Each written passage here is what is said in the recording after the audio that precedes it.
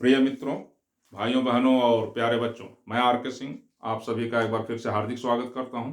आज मैं भारत में मानव के मध्य पाषाण कालीन अतीत से नव पाषाण कालीन अतीत में पदार्पण अर्थात उसके कदम रखने और अतीत के इस हिस्से में जिसे हम भारत का नव पाषाण कालीन हिस्सा या इतिहास कहते हैं, उसमें मानव जीवन के विविध पक्षों अर्थात पहलुओं जैसे सामाजिक, आर्थिक, धार्मिक, कला, कौशल, तकनीक इत्यादि से संबंधित बातों, विशेषताओं और तथ्यों पर चर्चा करूंगा।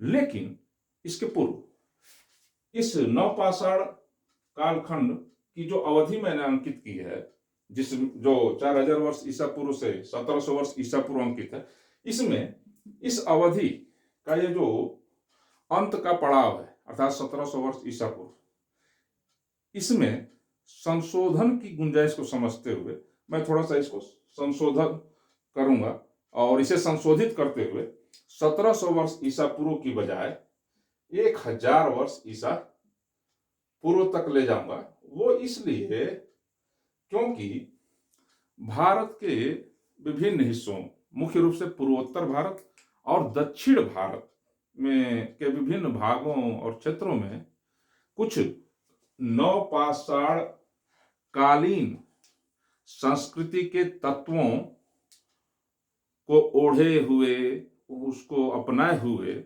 ऐसी संस्कृतियां भी रहीं जिनका अस्तित्व 1000 वर्ष ईसा पूर्व तक बना रहा। यही कारण है कि मैंने इसे 1700 वर्ष ईसा पूर्व से बदलकर 1000 वर्ष ईसा पूर्व कर दिया है।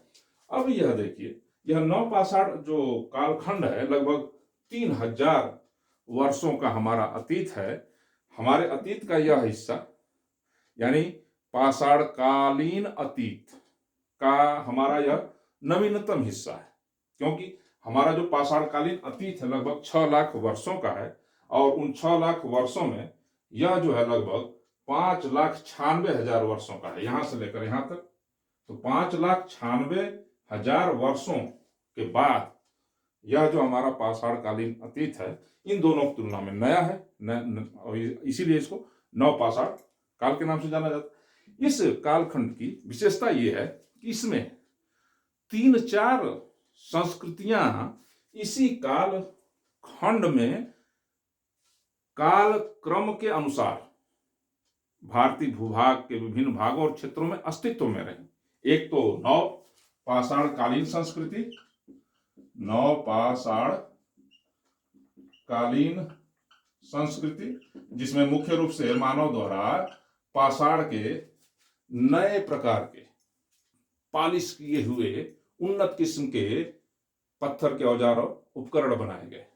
इसके बाद भारत की पहली नगरीय सभ्यता जिसको हम हड़प्पा सभ्यता कहते हैं, इसी कालखंड में इसने जन्म लिया, विकसित हुई।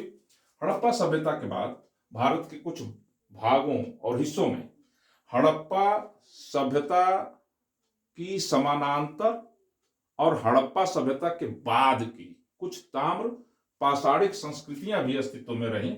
अर्थात इन संस्कृतियों में जो है पत्थर के साथ साथ तांबे के उपकरण और औजार और पात्र भी बनाए जाने लगे थे संस्कृति। और सबसे लास्ट में जो है महापाषाण कालीन संस्कृति, ध्यान दीजिएगा।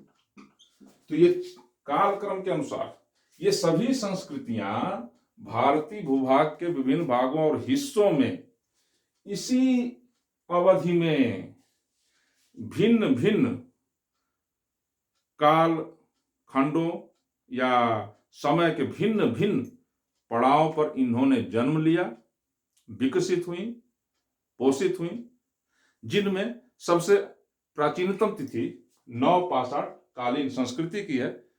इसकी प्राचीनतम तिथि लगभग 4000 वर्ष ईसा पूर्व। हड़प्पा सभ्यता की प्राचीनतम जो तिथि है वो 3000 वर्ष ईसा पूर्व या 2800 वर्ष ईसा पूर्व है। ताम्र पाषाण कालीन जो संस्कृति थी इनमें से अधिकांश इसकी समानांतर भी थी और कुछ हड़प्पा सभ्यता के बाद की थी, और अंत में महापाषाण कालीन संस्कृतियां जो दक्षिण भारत में विशेष रूप से और जम्मू कश्मीर के कुछ हिस्सों में देखने को मिलती हैं, और उत्तर भारत में भी कहीं कहीं देखने को मिलती हैं। और लगभग 1000 वर्ष ईसा पूर्व से लौह युग का भी आरंभ हो जाता है। यहाँ पर जो है हड़प्पा सभ्यता जो कांस्य युग का द्योतक है, सूचक है, ये तो पाषाण कालीन संस्कृत है, क्योंकि इस पूरे इस संस्कृति में केवल पाषाण के औजार और उपकरण ही मानव द्वारा बनाए गए। इसमें जो है कांस्य का प्रयोग आरंभ हुआ। इसमें जो है पत्थर और तांबा दोनों का उपकरण औजार बनाने में प्रयोग हुआ। और महापाषाण काल में केवल पाषाण,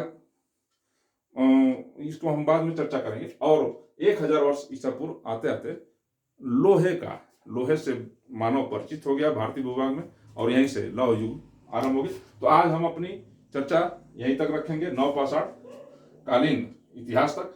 वास्तव में जब भारतीय भूभाग में मानव मध्य पाषाण कालीन अतीत से नवपाषाण कालीन अतीत में कदम रखता है, उसका पदार्पण होता है, तो वह अपने जीवन के विभिन्न क्षेत्रों में परिवर्तन का द्योतक होता है।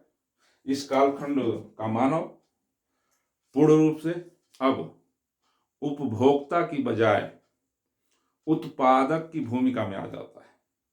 अर्थात अब इस कालखंड का मानव कृषि पर निर्भर अस्थायी सामाजिक जीवन और अर्थव्यवस्था को अपना लेता है।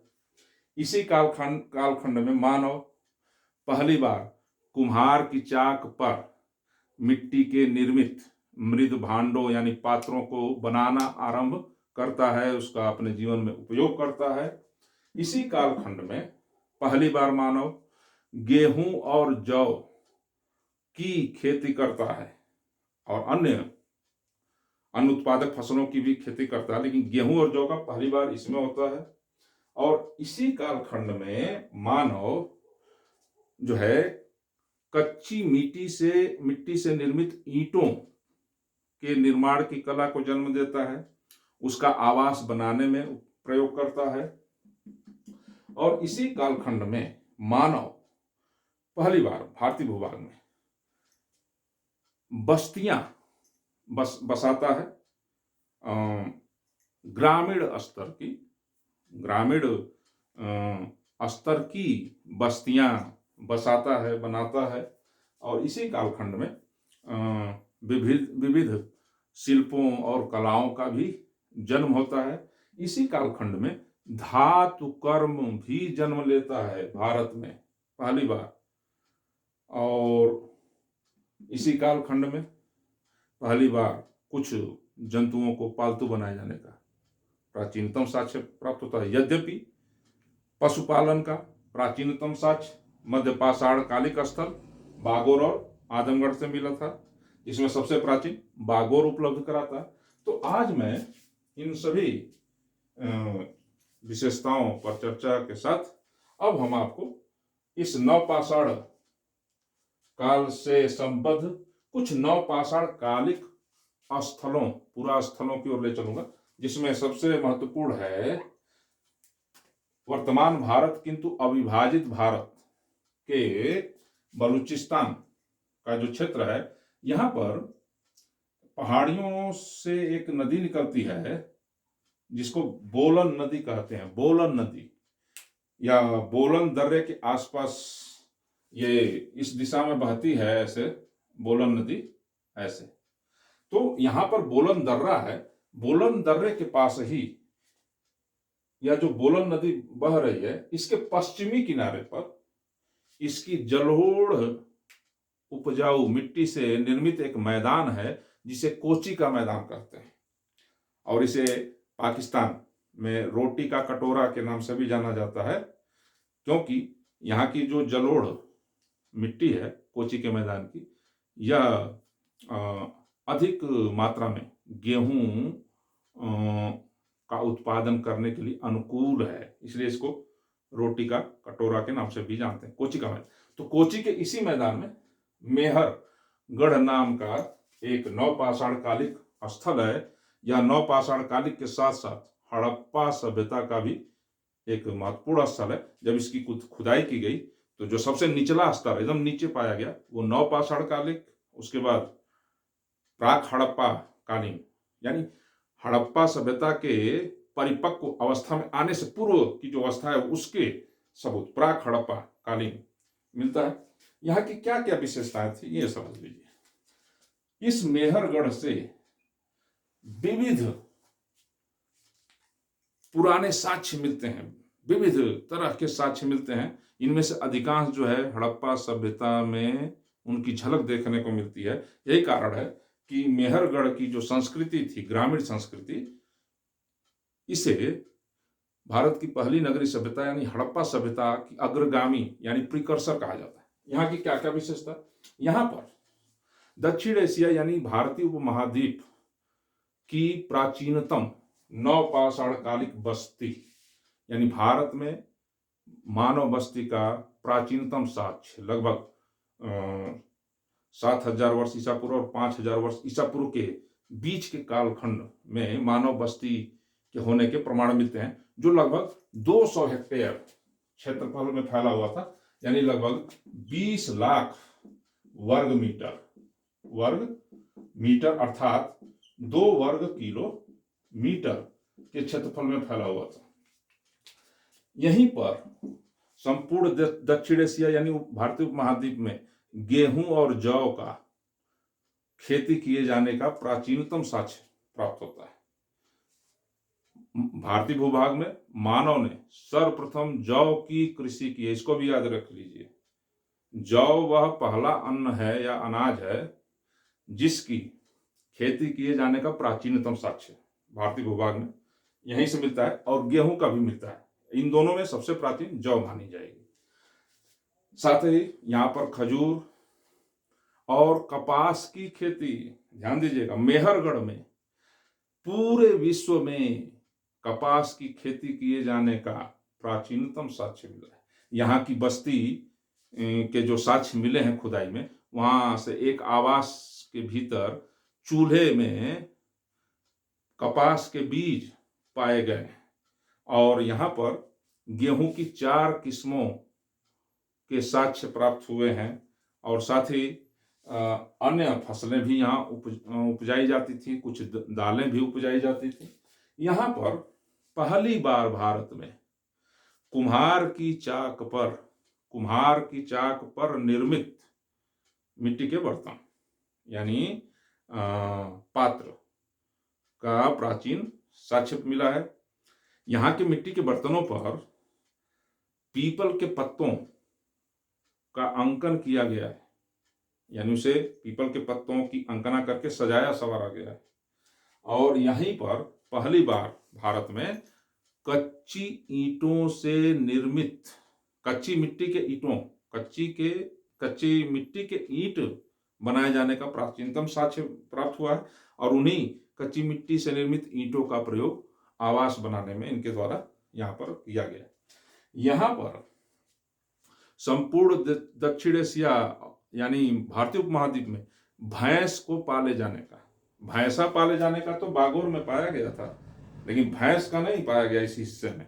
भैंस पाले जाने का प्राचीनतम साक्ष्य दक्षिण एशिया में भारतीय उपमहाद्वीप में मेहरगढ़ से प्राप्त हुआ है।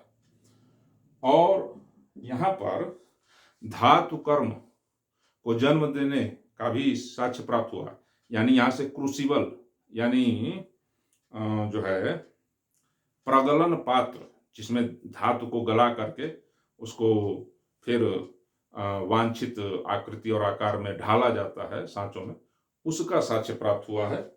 और यहाँ पर जो कच्ची मिट्टी की ईंटें मिली हैं वो सिगार की तरह से हैं, सिगार की आकृति जैसी। और यहाँ पर जो कच्ची मिट्टी से निर्मित ईंटों के जो मकान हैं वो आयताकार बनाए गए हैं। और यहाँ पर जो है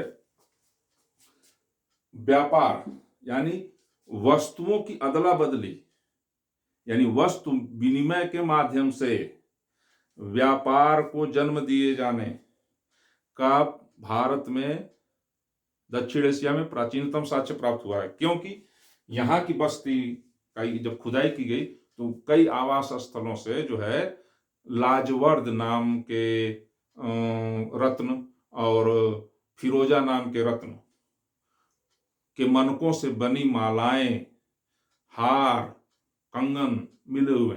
लाजवर्द और फिरोजा मूल रूप से इस क्षेत्र में नहीं पाया जाता। यह मुख्य रूप से अफगानिस्तान के बदख्शा क्षेत्र में इसका भंडार है और इसी के आधार पर अनुमान लगाया जाता है कि मेहरगढ़ के लोग जो कृषि पर पूर्ण रूप से अस्थायी सामाजिक जीवन को अपना चुके थे, वह वस्तुओं की अदला बदली के माध्यम से दूर स्थित क्षेत्रों से वस्तुओं की अदला बदली करके इन्होंने वस्तु विनिमय व्यापार की वस्तु विनिमय प्रणाली को जन्म दे दिया था।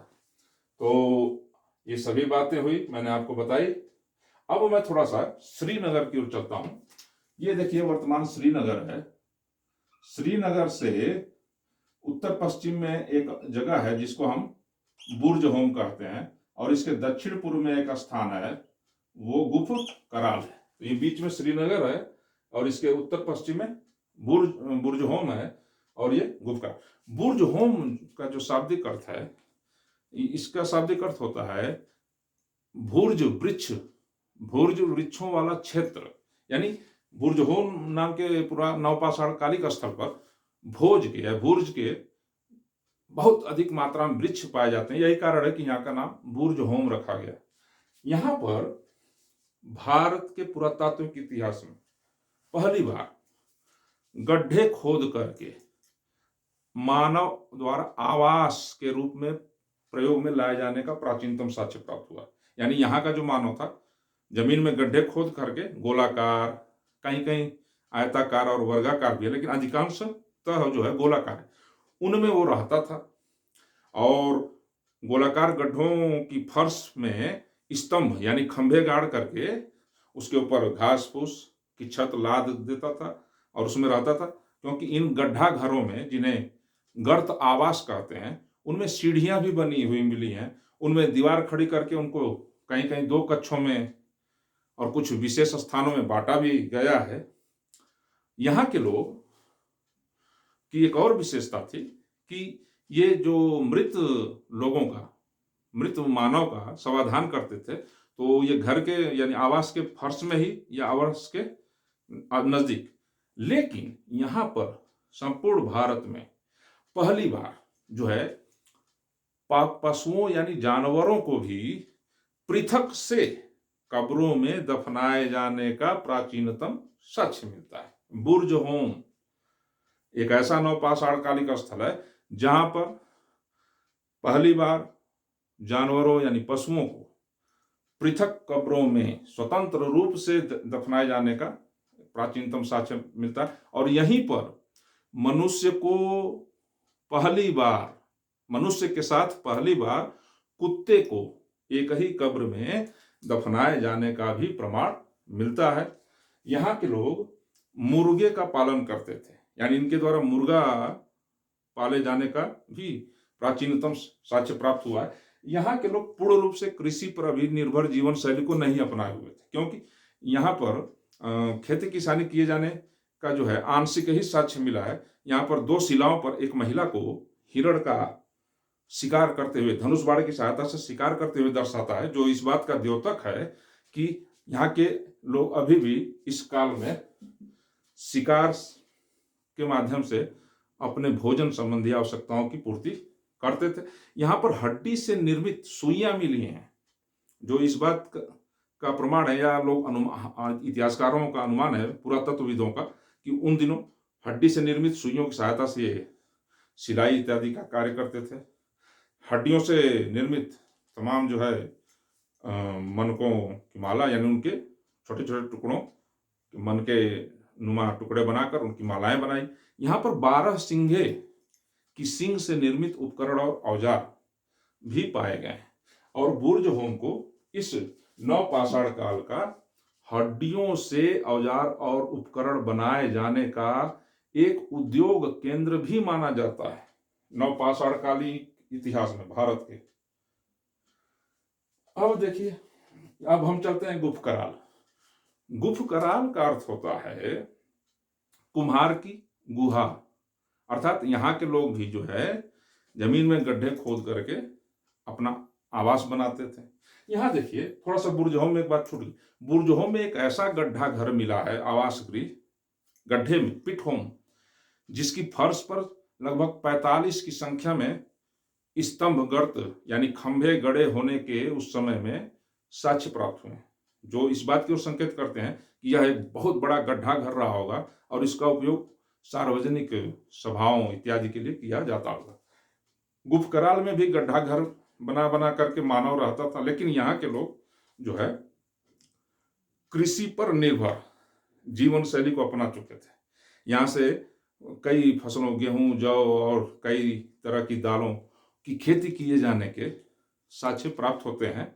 और यहीं पर एक दो स्थानों पर पत्थर की फर्श और उसमें चूने का प्रयोग का भी साक्ष्य मिलता है, और कुछ स्थानों पर पत्थर की दीवारों का अवशेष भी प्राप्त होता है, जो इस बात की ओर संकेत करता है कि इस नवपाषाण काल के अंतिम भाग में यहाँ का मानव जो है अब गड्ढा घरों से निकल करके, यानी जमीन में गोल गोल बने हुए गड्ढानुमा घरों में से अब निकल करके बाहर खुले में भी अपने लिए आवास का निर्माण करने की ओर कदम बढ़ा चुका था।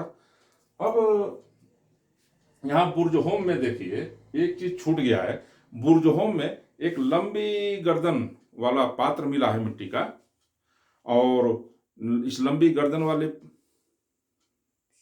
सुराहीनुमा पात्र पर जो है एक सिंह वाले देवता का चित्र अंकित है।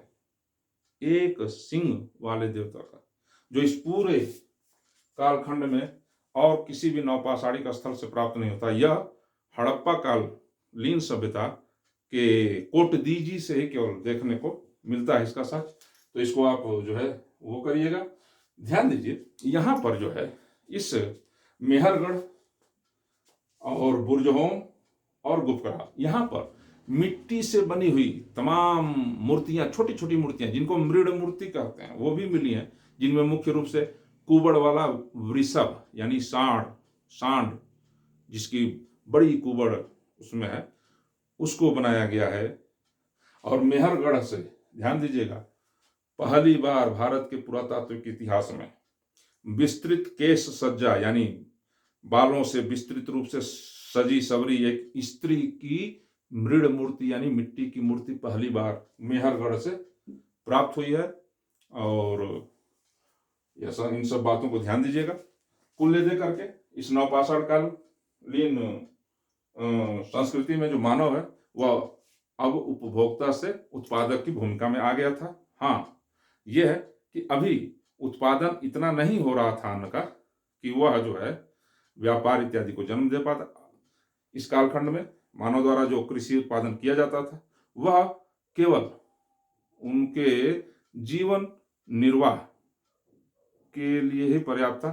उससे अधिक अभी अधिशेष में ये कृषि उपज को जन्म नहीं दे पाए थे। हाँ, ये अलग बात है कि मेहरगढ़ में हमें वस्तुओं की अदला बदली यानी व्यापार की विनिमय प्रणाली का प्राचीनतम साक्ष्य मिलता है।